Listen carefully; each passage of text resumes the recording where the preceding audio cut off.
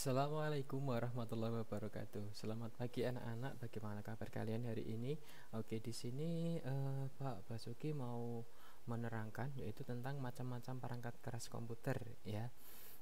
Macam-macam perangkat keras komputer. Perangkat keras itu adalah berarti dia adalah kalau bahasa Inggrisnya atau bahasa tekniknya itu adalah namanya hardware ya. Hardware atau perangkat keras. Jadi yang namanya perangkat keras atau hardware itu adalah perangkat fisik ya. Perangkat fisik atau perangkat yang kelihatan bisa disentuh, bisa diraba. Lah itu namanya hardware ya.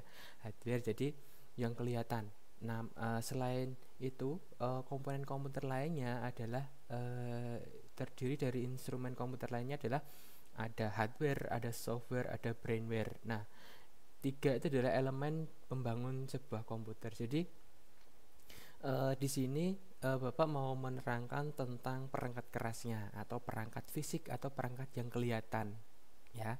Oke, kita lihat di sini salah satunya yang pertama adalah di sini ya ada beberapa banyak sekali yang ada motherboard, kemudian ada prosesor, kemudian ada hard disk, kemudian ada Hastings PC cooler, monitor, SSD, kemudian VGA card, ada juga optical drive, ada juga power supply, ada RAM, ada keyboard, ada mouse, ada printer, ada sound card, kemudian ada scanner, kemudian ada LCD proyektor, ada modem NIC, ya, network interface card atau LAN card atau kartu jaringan.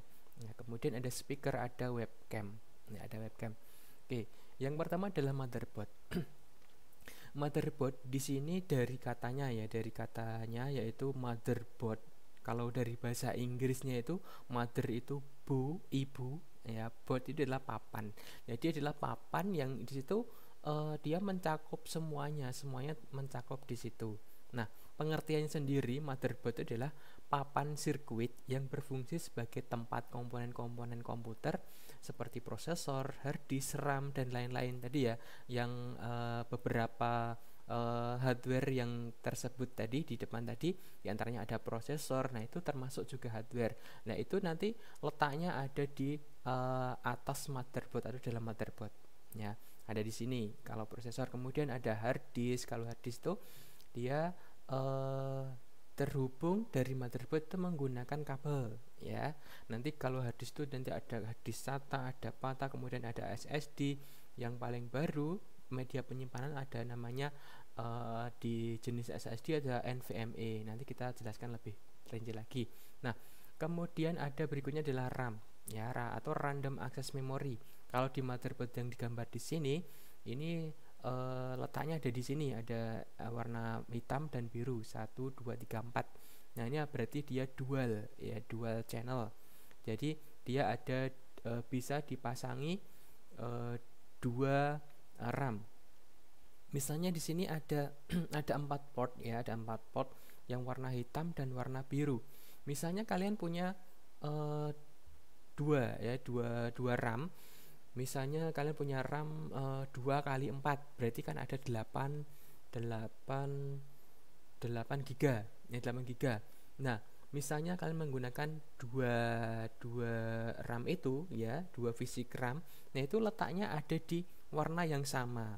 Nah, jadi kalian harus meletakkan di warna hitam sebelah sini dan warna hitam sebelah sini. Atau misalnya nanti kalau kalian ketemu motherboard yang warnanya itu sama, misalnya hitam semua atau biru semua, lah letaknya itu adalah ada jarak satu, misalnya di pinggir sini sama di tengah, atau pinggir sini sama tengah. Nah, itu kalau dual. Nah, tadi misalnya kalian memiliki 2 kali 4 ya, berarti kan 2 giga.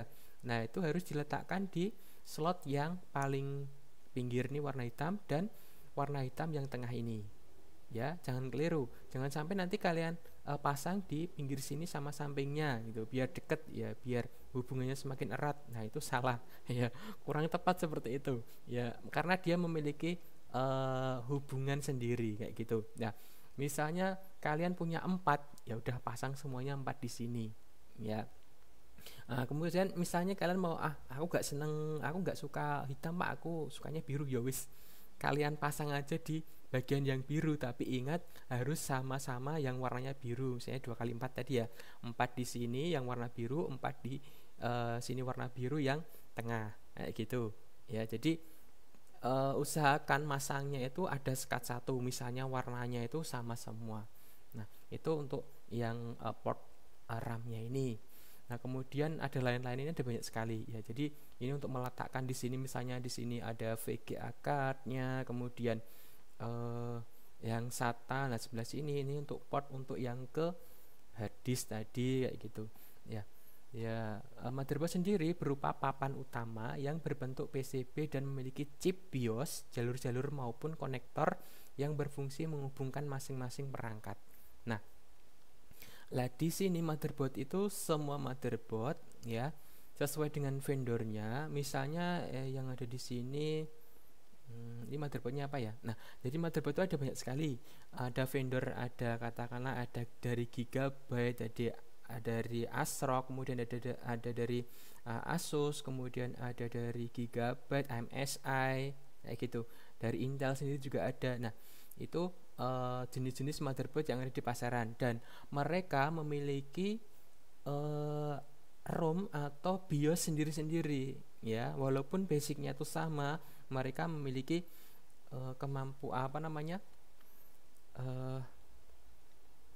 memiliki menu-menu yang sendiri-sendiri, maksudnya beda-beda ya. Nah, situ. Nah, setiap motherboard pasti punya chipnya ya, punya chip BIOSnya kayak gitu untuk mengatur jalur-jalurnya kayak gitu. Nah, kemudian di sini ada jalur konektor ya. Konektor itu misalnya ini ada konektor I/O, input output. Misalnya di sini yang pakai PS2 ini, yang warna biru ungu, hijau ungu ini bisa dipakai untuk keyboard atau mouse yang masih menggunakan konektornya PS2 ya, PS2. Kemudian di sini ada konektor VGA, kemudian di sini sound ya, audio, kemudian ini LAN ya. Ya, ini namanya konektor input output. Nah, ada banyak sekali di sini juga port-port tadi ya. Di sini untuk VGA, kemudian lah ini port di sini untuk yang menghubungkan ke power supply atau sumber tegangan listriknya. Nah, di sini ada kemudian phone panel, kemudian ada USB dan lain-lain. Nah, ini tadi adalah contoh ya, contoh atau keterangan sedikit tentang motherboard. Nah, bagaimana, sudah sedikit paham ya, mendapat gambaran tentang motherboard.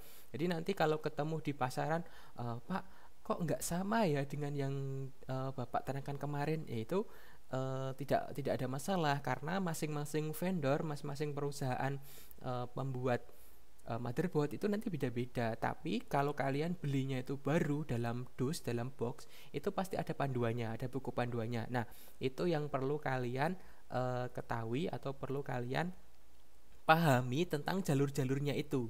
Jadi jangan sampai nanti biasanya yang di sini ya, yang kemarin sudah membongkar PC.